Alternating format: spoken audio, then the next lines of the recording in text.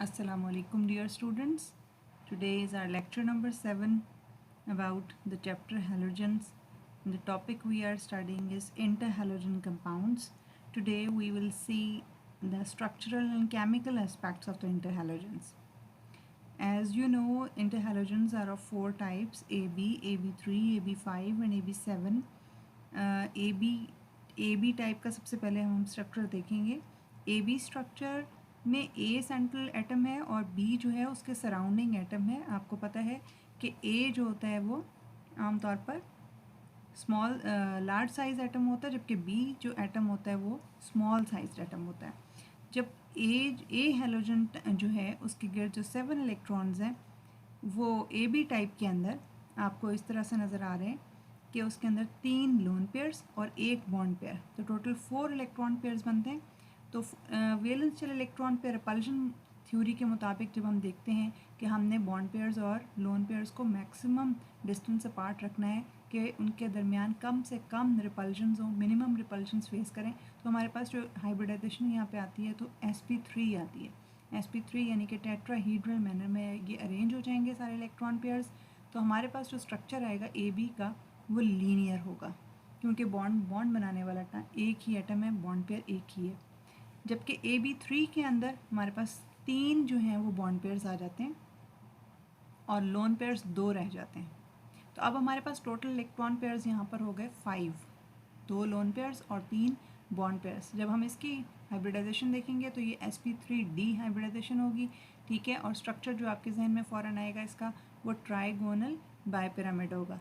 अब trigonal बायपिरामिड arrangement में जब हम इलेक्ट्रॉन्स को डिस्ट्रीब्यूट करेंगे तो जो एटम्स B टाइप एटम्स जहाँ जो अरेंज होंगे वो 2 चले जाएंगे एक्सियल साइड्स पे और एक इक्वेटोरियल पे आ जाएगा, इक्वेटोरियल प्लेन पे। तो हमारे पास टी शेप स्ट्रक्चर सामने आएगा, जिस तरह ये नीचे आपको क्लोरीन ट्राइफ्लोराइड और ब्रोमीन ट्राइफ्लोराइड के स्ट्रक्चर्स नज़र आ रहे हैं।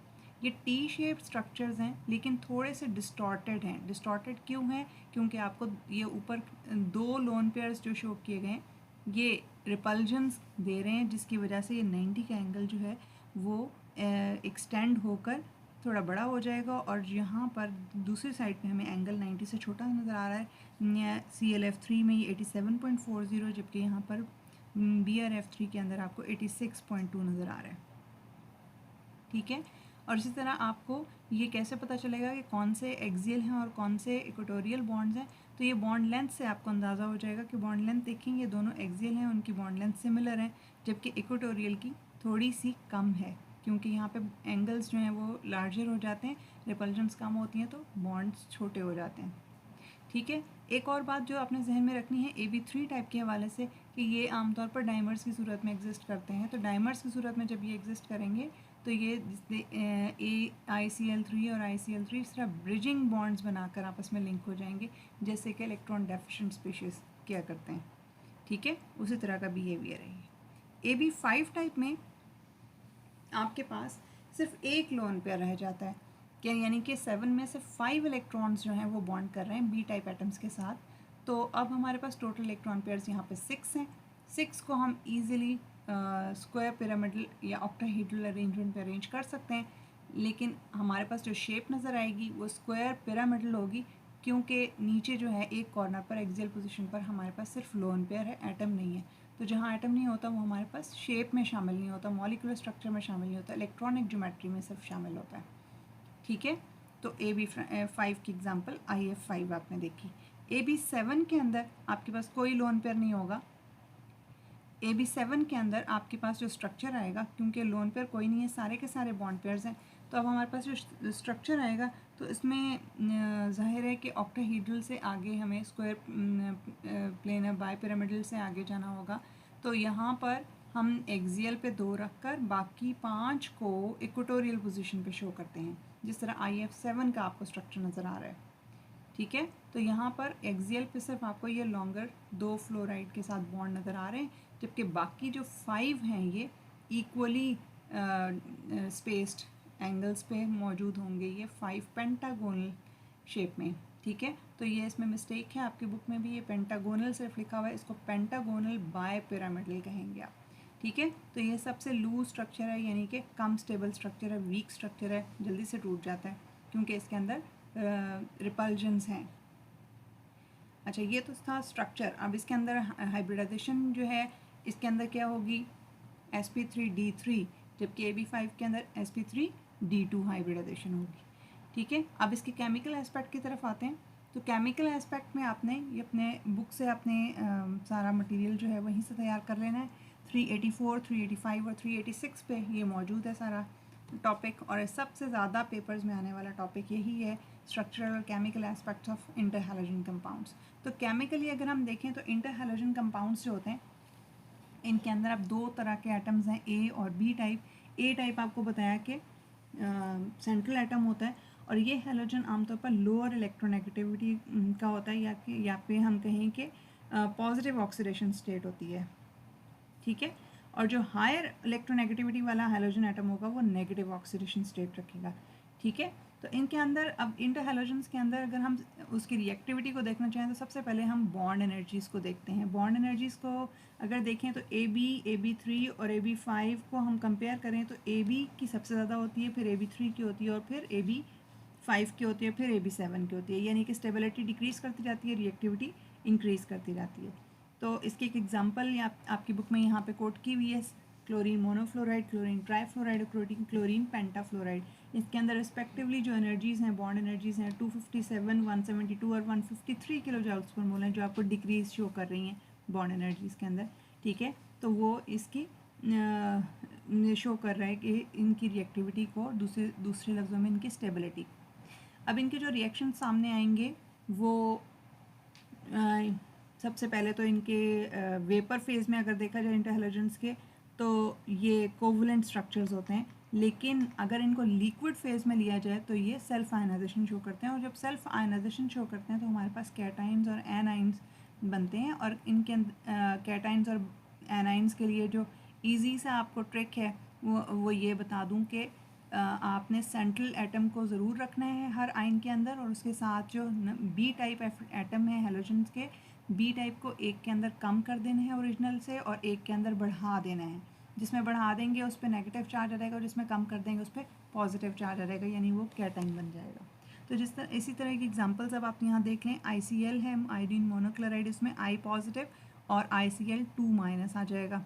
इसी तरह सेकेंड एग्जांपल में क्लोरीन ट्राईफ्लोराइड है, तो इसमें ClF2- और ClF2 पॉजिटिव और ClF4- में आ जाएगा आपके पास आइन। ठीक है। BrF3 भी इसी तरह, BrF2 पॉजिटिव और BrF4 नेगेटिव, और IF5 यानी आयोडीन पेंटाफ्लोराइड जो है ये, इसमें भी 4 फ्लोरीन के साथ ये पॉजिटिवली चार्ज आयन बन जाएगा और 6 फ्लोराइड के साथ नेगेटिवली चार्ज आयन बन जाएगा। तो सेकंड प्रॉपर्टी इनकी मेटल हैलाइड्स के साथ है। अल्कली मेटल हैलाइड्स जो हैं वो सब के सब तकरीबन इंटरहैलोजन कंपाउंड्स के साथ रिएक्ट करते हैं, इनके साथ एडक्ट्स बनाते हैं सिवाय क्लोरीन पेंटाफ्लोराइड के। ठीक है। क्लोरीन पेंटाफ्लोराइड नहीं रिएक्ट करता, बाकी के सब इंटरहैलोजेंस जो हैं वो अल्कली मेटल हैलाइड्स के साथ कंबाइन कर जाते हैं। और जो एडक्ट्स बनते हैं वो हमारे पास कोऑर्डिनेशन कॉम्प्लेक्सेस होते हैं, जिस तरह से यहाँ पे पोटाशियम क्लोराइड और पोटाशियम फ्लोराइड की एग्जांपल दी हुई है। पोटाशियम क्लोराइड जो है आयोडीन मोनोक्लोराइड के साथ मिलकर के पॉजिटिव ICl2-, मतलब कि ये आयंस की सूरत में अगर अलग किया जाए तो ये इस तरह से पोटाशियम पॉजिटिव आयन है और ICl2- आयन है, लेकिन एज अ होल ये एक एडक्ट है और इसका नाम क्या होगा, पोटाशियम डाइक्लोरो आयोडेट। ठीक है। इसी तरह पोटाशियम फ्लोराइड अगर आयोडीन पेंटाफ्लोराइड में ऐड किया जाएगा तो आपके पास पोटाशियम हेक्साफ्लोरो आयोडेट बनेगा। ठीक है। तो इसका जनरल रिएक्शन हम लिख सकते हैं जिस तरह ICl3 के साथ है आयोडीन ट्राइक्लोराइड, MCl कोई भी मेटल क्लोराइड है तो MiCl4। ठीक है। Metal टेट्राक्लोरो iodate. अब तमाम इंटरहैलोजेंस जो हैं सिवाय आयोडीन पेंटाफ्लोराइड के, जो कि सबसे कम रिएक्टिव है, बाकी सब के सब ज़्यादा रिएक्टिव हैं, और वो जो सारे फ्लोराइड्स हैं ख़ासतौर पर क्लोरीन ट्राईफ्लोराइड और ब्रोमीन ट्राईफ्लोराइड फॉर एग्जांपल, ये सब एक्सप्लोसिव रिएक्शंस करते हैं, वायलेंट रिएक्शंस करते हैं वाटर के साथ, ऑर्गेनिक मटेरियल के साथ, कुछ इनऑर्गेनिक मटेरियल के साथ भी इनके ऐसे ही एक्सप्लोसिव नेचर के रिएक्शंस हैं। तो यहाँ पे लास्ट जो आपको रिएक्शन इसका नज़र आ रहा है वो ये है कि ये हाइड्रोलिसिस कर सकते हैं। और एक्वा सोल्यूशन में आयोडीन मोनोक्लोराइड की जो हाइड्रोलिसिस है उसमें आपके पास बिल्कुल एक नॉन टिपिकल रिएक्शन आता है कि जिसमें आयोडिक एसिड बनता है HiO3 आयोडीन और HCl बनता है हमारे पास। ठीक है, तो ये चंद इसके केमिकल रिएक्शंस हैं, यही केमिकल एस्पेक्ट्स में आप मेंशन कर सकते हैं। अब जो लास्ट पैराग्राफ में इसके यूजेस आप मेंशन करेंगे और यूजेस में ये फ्लोरिनेटिंग एजेंट और आयोडिनेशन एजेंट के तौर पर यूज़ होते हैं मुख्तलिफ सब्सटेंसेस को आयोडिनेट करने के लिए और फ्लोरिनेट करने के लिए। इनकी एग्जांपल्स में क्लोरीन ट्राईफ्लोराइड और ब्रोमीन ट्राईफ्लोराइड हैं जो कि फ्लोरिनेटिंग कंपाउंड्स हैं, और ये यूरेनियम हेक्साफ्लोराइड के प्रिपरेशन में यूज़ होते हैं। यूरेनियम हेक्साफ्लोराइड जो है ये यूरेनियम आइसोटोप की सेपरेशन के लिए इस्तेमाल होता है, गैशियस डिफ्यूजन मेथड से हम इसको सेपरेट करते हैं। और आयोडीन मोनोक्लोराइड जो है ये आयोडिनेटिंग एजेंट के तौर पर यूज़ होता है ऑर्गेनिक केमिस्ट्री में। तो ये छोटा सा टॉपिक था आपका और ये बहुत इंपॉर्टेंट है, अक्सर पेपर्स में आया होता है, इसलिए आपने इसको ज़रा केयरफुली अच्छे से तैयार कर लेना है। अच्छा, इसके अंदर एक शॉर्ट क्वेश्चंस के अंदर एक छोटी सी टर्म आपसे बाद में बाज़-औक़ात पूछ ली जाती है, व्हाट आर सूडो हैलोजेंस। ठीक है, तो सूडो हैलोजेंस का मतलब क्या है, झूठे हैलोजेंस, यानी कि वो हैलोजेंस नहीं होते लेकिन हैलोजेंस की तरह बिहेव करते हैं।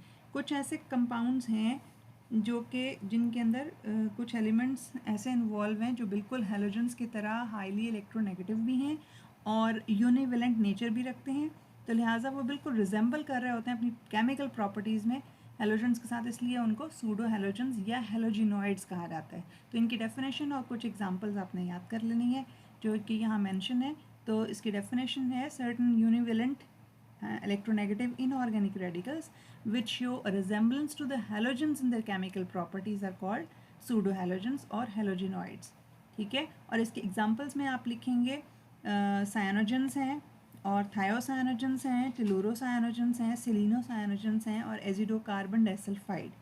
ठीक है, तो ये कुछ कंपाउंड्स जो हैं ये सूडो हैलोजेंस में शामिल होते हैं। ये आपके सिलेबस में मेंशन नहीं है लेकिन अक्सर पेपर में देखा गया कि ये सवाल अक्सर पेपर में आया होता है, इसलिए आप इसको प्रिपेयर करेंगे।